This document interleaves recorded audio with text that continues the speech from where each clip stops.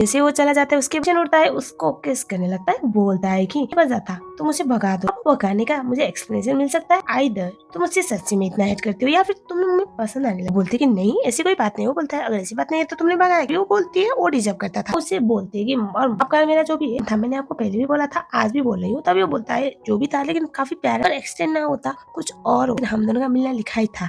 यानी ऐसा वो बोलता है। हमें दिखा जाता है उसे गोदी में उठा के लेके जाता है सोफा। बोलता है ये मेरा घर है और एक ऐसा वाला प्लेस है जहाँ पर तुम्हें हमेशा मेरे साथ होना है, हर वक्त हर घड़ी मेरे साथ मेरा हाथ पकड़कर किस करने लगता है। वो तो बिल्कुल समझ ही नहीं पाती। बोलती है कि लड़कियां है ना आपके आगे पीछे मनाने के लिए, तो मैं ही क्यों, मैं तो आपकी तीसरे की गर्लफ्रेंड थी और साथ में मेरा तो फास्ट इतना अच्छा भी नहीं था। वो बोलता है नॉर्मल लड़की तो मुझे मिल जाएगी ना बहुत इजीली, और मुझे वो चीज पसंद है जो मुझे इजीली ना मिले, और उसमें से तुम आती। और हमें दिखाया जाता है जो हो रहा था वो अपने घर के सेक्शन पे जाता है। उस दर्द कर रहा था क्योंकि उसने ढंग से खाना नहीं खाया। उसकी सो कल हाफ पार्ट टाइम गर्लफ्रेंड और नौकरानी तो थी नहीं, तो उसके लिए खाना नहीं बनाया। असिस्टेंट को बोलता है अभी कभी उसे कॉल करो। कल तो लगता है कल उठता भी है लेकिन जो काम वहाँ पर हो रहा था इसकी वजह से डिस्टर्बेंस होता है। असिस्टेंट तो समझ जाता है, फोन को काट देता है। बाद हमें दिखाया जाता है फौरन था वो देखता है टेबल पे रिस बना हुआ था। वो बोलता है मुझे पता था वो आई। बाद वो बोलता है अभी कभी जाके उसे बोलो कि एक आखिर चांस मिला है, अगर वो वापस ना आई ना तो दोबारा मैं उसे देखूंगा भी। असिस्टेंट बोलता है पर ये खाना तो मैंने बनाया है, आप ढंग से खाना नहीं खा रहे थे ना। बहुत गुस्सा आता है। मॉर्निंग जहाँ पर तो इतने सारे डिशेस बनाए हुए थे गुस्सेन नियन के लिए, वो शौक में आती है। वो बोलती कि ये सब कुछ मेरे लिए, तभी वो बोलता है हाँ तुम्हारे लिए बैठो। उसके बाद वो बोलती है इतना कुछ क्या जरूरत था।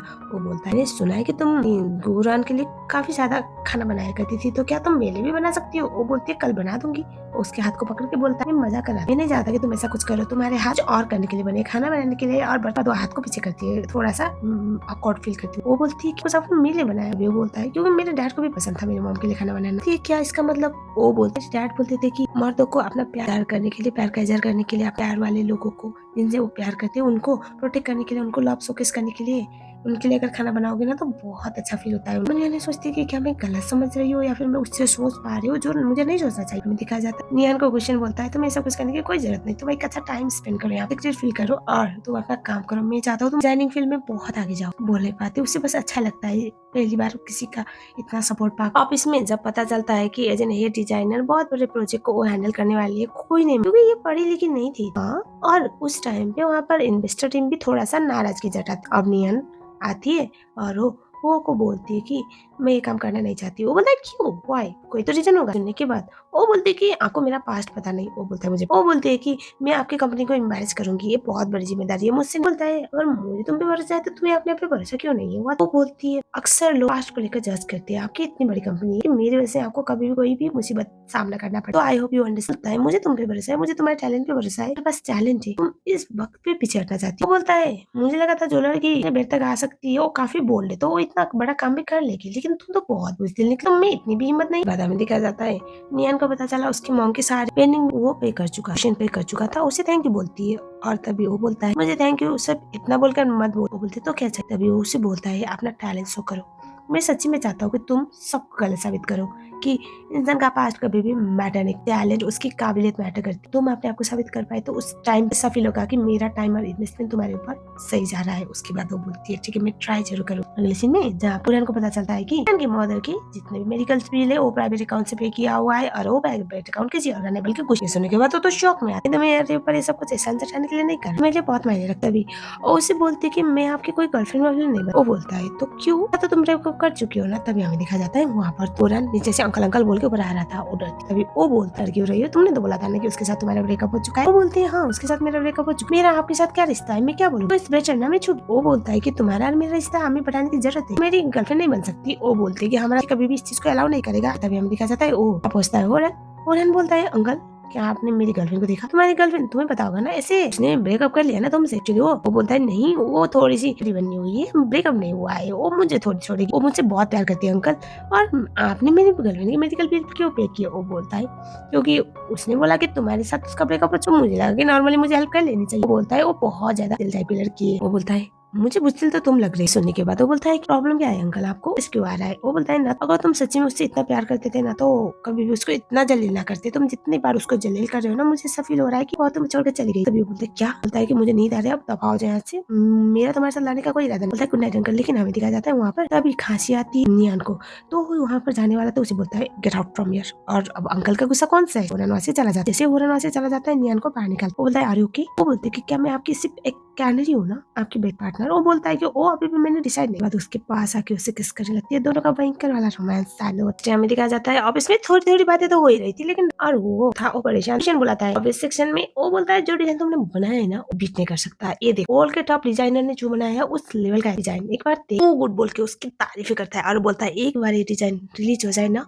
मार्केट फट जाएगा, दुनिया तुम्हारे ऊपर ना हवाई करेगी। तुम्हें हमेशा जो एप्रिशिएशन चाहिए था वो सब सबसे मिलेगा। उसे अच्छा लगता है वाला एप्रिशिएशन में दिखाया जाता है। वो था उसे भी पता चला हो रहा को कि अपने में हेड डिजाइनर तो उसके गर्लफ्रेंड को ही बनाया है। वो तो शौक में आता है, उसके पीछे पीछे उससे बात करने के लिए जाता है। पहले तो वो नियान से बात करने की ट्राई करता है, नियान उसे कहाँ से नहीं डालते। उसके बाद अपने अंकल को भड़काने के लिए जाता है कि वो तो एक ड्रॉप आउट है, लड़की बेटी है। अंकल आप उसको कैसे डिजाइनर हायर करते? तुम मुझसे सच में प्यार करते थे? नहीं करते थे। अगर तुम मुझसे प्यार करते ना उसे चेहरे से खुश रखते। तुम ताने मारते हो ना ओ प्यार नहीं ना उसके लिए औरते ना ही कभी फ्यूचर में रहोगे बोलकर उसका मुंह बंद करो। हमें दिखाया जाता है निया में थी जहाँ पर उसे पता चला कि उसके जो डिजाइन थे वो प्लेगराइज हो गए। किसी और डिजाइनर ने उसके डिजाइन को अपना बोला था। इस बात की वजह से कंपनी के सब लोग उसके अगेंस्ट हो गए। नियान बेचारी अपने आप को साबित करने की ट्राई कर रही थी टॉजन होक। और उसके बाद हमें दिखाया जाता है वहाँ पर वो आता है गुशन आता है। सेना के सबके सामने नियान की सारी खोल देता है, मतलब उसके सारी वीडियो जो उसके हार्ड वर्क उसके डिजाइन उसने अपने कैमरा में कैद करके रखा हुआ था। उसने सोचा था कि फ्यूचर के लिए काम आएगा मेमोरी की तरह, लेकिन आज उसने इस तरह से अपने आप को प्रूव करवा दिया। सामने बोलता है नियान के पास भले एजुकेशनल क्वालिफिकेशन ना हो लेकिन बहुत टैलेंट को हमेशा हमारी कंपनी अप्रिशिएट करती है बोलकर सबका मुंह बंद करवाता है। सब लोग नियान को काफी अच्छा बोले। पहली बार नियान एक रेस्पेक्टेड लाइफ जीने लगा। हमें दिखाया जाता है उसके बाद लड़के को कंपनी से निकाला जाता है और उसके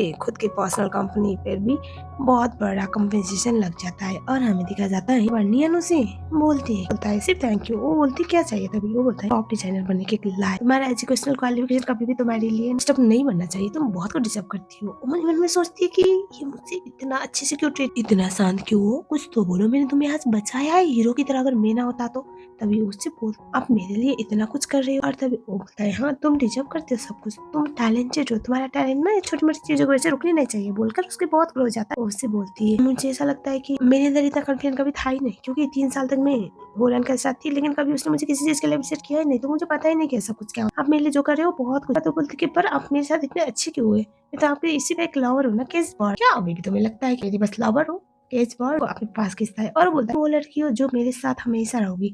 तुम वो लड़की हो जिसको मैं हमेशा प्रोटेक्ट करना चाहूंगा। तुम वो लड़की हो जिसको मैं चेरिश करना चाहता हूँ, जिसको मैं सपना पूरा करने में मदद करना चाहता हूँ। You are my everything. तुम मेरी उम्र हो। दुनिया को पता होना चाहिए कि मेरी उम्र को कोई यूं ही टच नहीं कर सकता बोलकर उसे किस करता रहता है।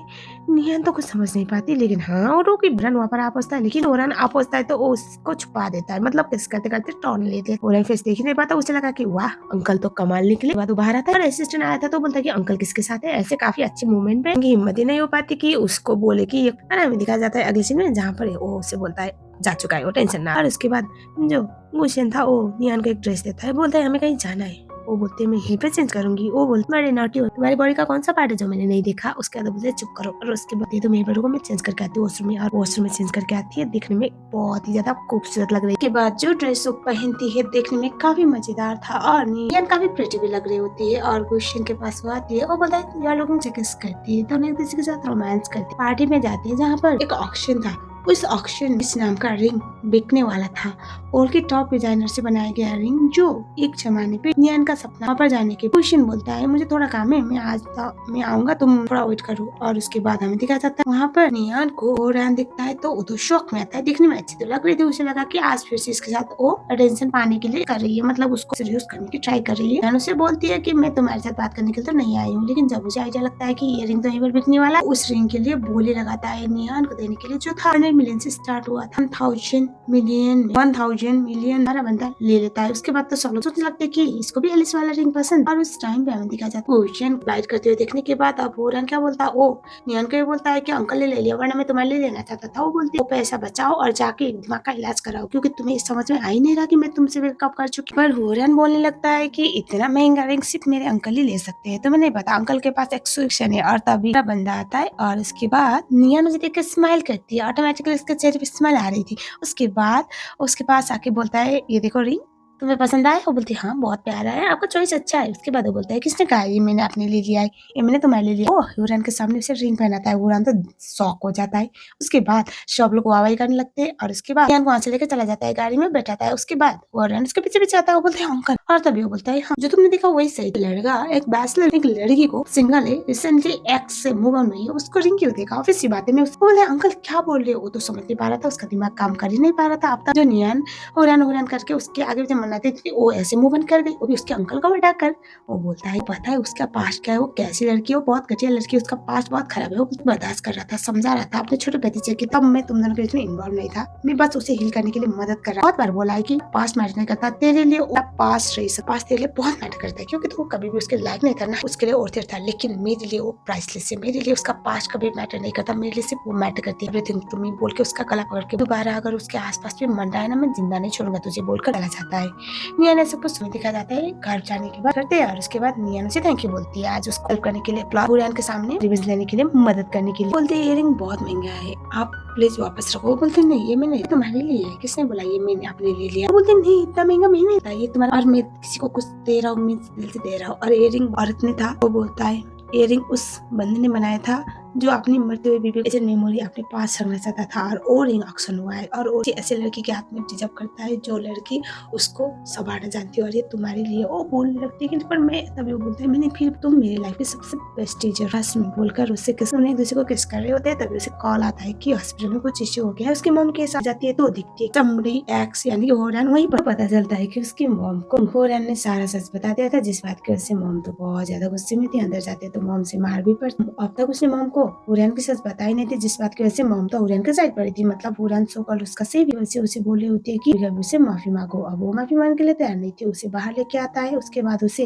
बोलता है कि तुम हर किसी के साथ गुलछड़ी उड़ाते थे चलो तुम किसी और को पटा लेती मान लेता लेकिन तुमने कैसे मेरे अंकल को पटाया तुम्हें मेरे अंकल को किसकी बोल के उसका गला पकड़ने वाला था। तभी वहाँ पर गुशन उससे जोर कम मारता है और बोलता है हाँ हम दोनों ने प्रॉब्लम क्या है तो तभी बोलता है अंकल आप क्या बोले पता है ये मेरी गर्लफ्रेंड है। वो बोलता है कि तेरी गर्लफ्रेंड थी अभी नहीं है। बोल रहा है किसकी है अभी भी कर सकते हैं क्यों नहीं कर सकते वो सिंगल है मैं भी सिंगल हूँ बोल के फिर से उसके सामने कंटिन्यूअसली किस करने लगता है और उसके बाद वो बोलते चांस मिला था इसको चीयर अप करने का इसको खुश रखने का हमेशा हैप्पी रखने का वो तो नहीं कर पाए तो हमेशा उसको जलील करता रहा हमेशा इसके पास लेकर तूने उसको इतना लो फील करवाया है कि आपने कर सके काम को भी करना करने के लिए लो कॉन्फिडेंट बना दिया था तूने। जब तक तेरे साथ थी उसने अपनी लाइफ को एक अलग ही एंगल से जिया। तेरी हिम्मत हो रही है कि तू कभी भी प्यार नहीं करता था बस तू उससे पाना चाहता आ लिया बात। तभी बोलते अंकल आप मेरी गर्लफ्रेंड को कैसे ले सकते हो आपके भतीजे ने ढंग से रखा होता तेरा प्यार सच्चा होता ना तो आज नियन मेरे पास ना होती। हाँ मैं प्यार करता बोल के उसके अच्छी खासी दोले करके वहाँ से उससे अपने लोगों से फेंकवा देता है। जो मदर इन लॉ होती है यानी नियन बहुत सारे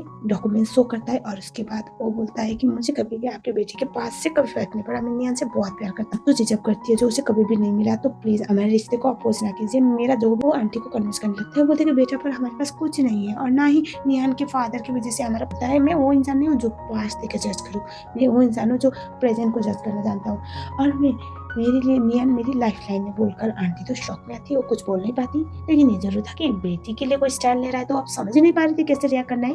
एंड देन नियन सब कुछ देख रहे दिल की धड़कनें तेज हो रही थी उस शॉक में थी वो सोच नहीं पा रही थी कि और वो सोच रही थी कि क्या मैं तुम्हें तुम बेटर रिजर्व करते मैं वो नहीं हूँ। नियन फाइनली कॉन्फिडेंट में थी वो उसे बोलती है कि तुमने मेरे लिए बहुत कुछ किया है मैं तुम्हें कुछ रिजर्व करना चाहती हूँ। वो बोलता है कुछ नहीं चाहिए तुम आगे बढ़ो मेरे लिए वही बड़ी बात है। वो बोलती है इन्होंने एलिस रिंग को डिजाइन किया था जब से उनकी वाइफ की डेथ हुई क्योंकि उनकी वाइफ उनकी कंपनी में भी अपनी कंपनी के लिए पार्टनर ढूंढ रहे थे और कोई ऐसे पर्सन को ढूंढ रहे हैं जो उनके एक्सपेक्टेशन पे खड़े उतरे। अगर मैं उस पोजीशन को फिल अप करने के लिए कंपटीशन करूँ अगर अच्छा अपना डिजाइन प्रेजेंट करूँ तो हो सकता है कि मेरा भी कुछ नाम बने जो आप हमेशा बनाना चाहते हो। वो बोलता है जो करोगे मैं तुम्हारे साथ हूँ मुझे कोई प्रॉब्लम नहीं। वो क्योंकि अब कहीं ना कहीं नियन भी समझ रही थी नियन भी शायद अपना एक लेवल बना वो क्वेश्चन के साथ होना चाहती थी। अब हमें दिखाया जाता है कंपटीशन में वहाँ पर वो अपना कंपटीशन कर रही होती है और तभी एक बात तो उड़ती है कि अरे ये तो कोनी की बेटी है और इतने बड़े पोस्ट के लिए कंपटीशन कैसे कर सकती है। लेकिन यहाँ पर इन मोमेंट पर जो क्वेश्चन था वो उन गवाह को लेके आता है जिनके चक्कर में सब कुछ हुआ था। दरअसल नियन के जो पापा थे उन्होंने गाड़ी चलाई थी इस टाइम पे किसी की डेथ हुई थी और उसके बाद उनको जेल जाना बेटी की डेथ हुई। वो खुद आके बोलते कि उनका बेटा बहुत बड़े बीमारी से जूझ रहा था वो घर पे भी बहुत बार सुसाइड अटेम्प्ट कर जो नहीं कर पाई इस बात की वजह से उसने वो रास्ता चूज किया। और नियन के पापा गलती नहीं है वो बस एक्सीडेंट था और उसकी बेटी की डेथ हुई है। उस दिन से नियन उनके लिए का पूरा खर्चा कवर कर रही थी उनके लिए जितना भी जरूरत की चीजें वो ले आ रही थी।